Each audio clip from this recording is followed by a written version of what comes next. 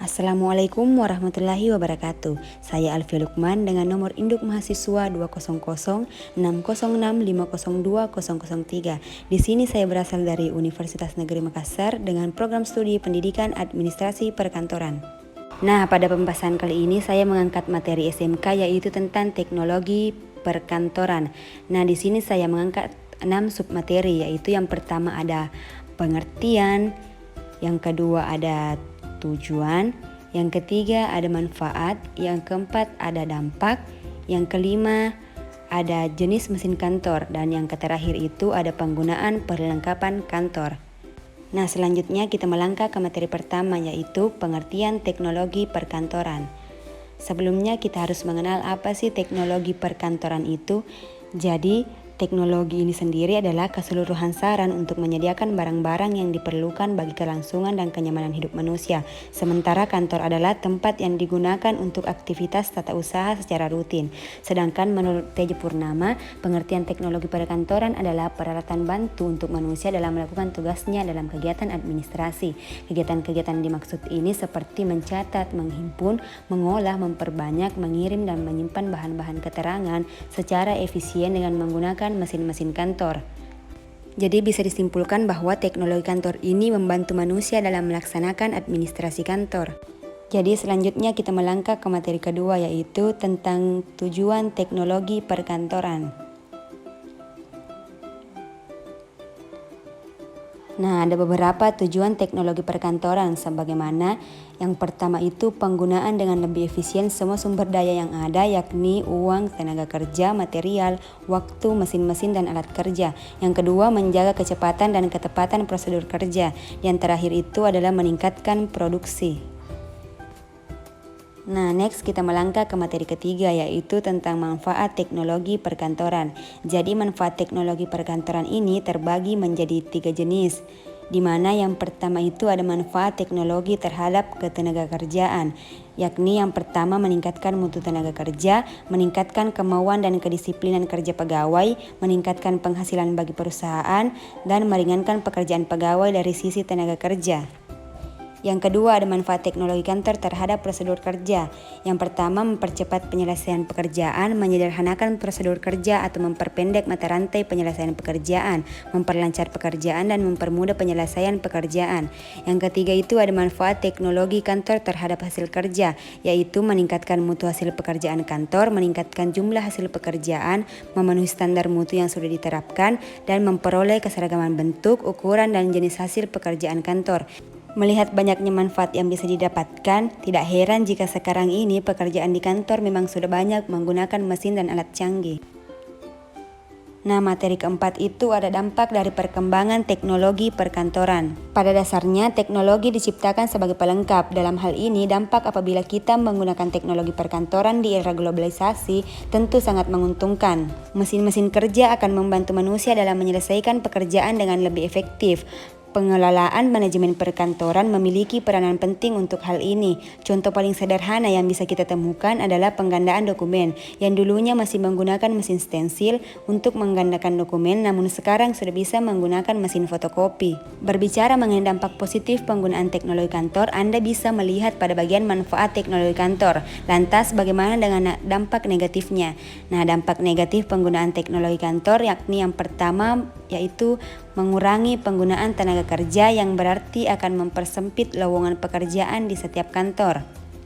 Nah, yang kedua itu kesulitan untuk mendapatkan tenaga kerja yang memiliki keahlian di bidang tertentu sesuai dengan penggunaan teknologi kantor. Yang ketiga, menimbulkan rasa ketergantungan terhadap mesin yang akhirnya bisa menimbulkan pemborosan. Yang keempat, berpotensi mengeluarkan suara keras pada saat dioperasikan yang akhirnya mengganggu konsentrasi pegawai lain yang sedang bekerja. Yang kelima, penggunaan mesin tertentu dapat memerlukan sarana penunjang lainnya yang juga memerlukan biaya. Nah, baik, untuk selanjutnya kita melangkah ke materi yang kelima, di mana materi kelima ini membahas tentang jenis-jenis mesin kantor.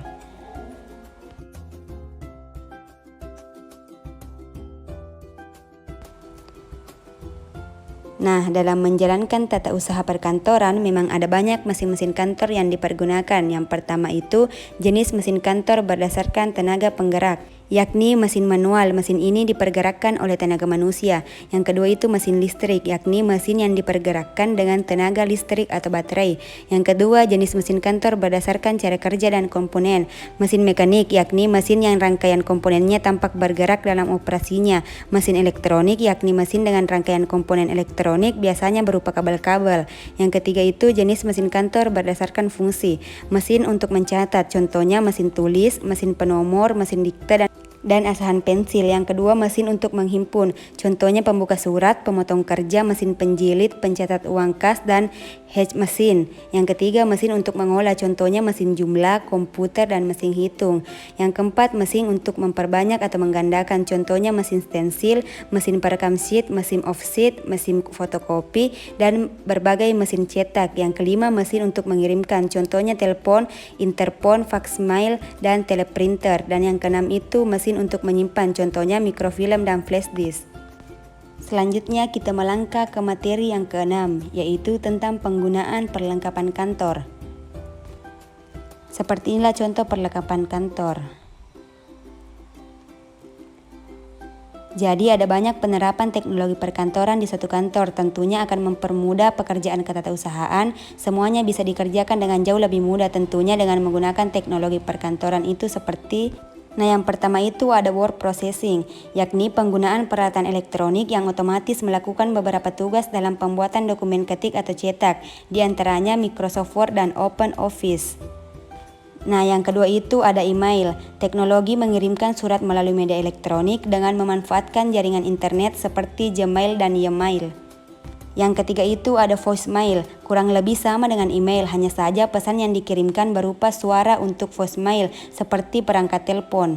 Yang keempat itu ada audio conference, yakni cara berkomunikasi suatu kelompok dalam rapat khususnya dalam lingkup perusahaan yang menghubungkan 3 atau lebih saluran telepon di mana anggotanya tidak berada di tempat yang sama.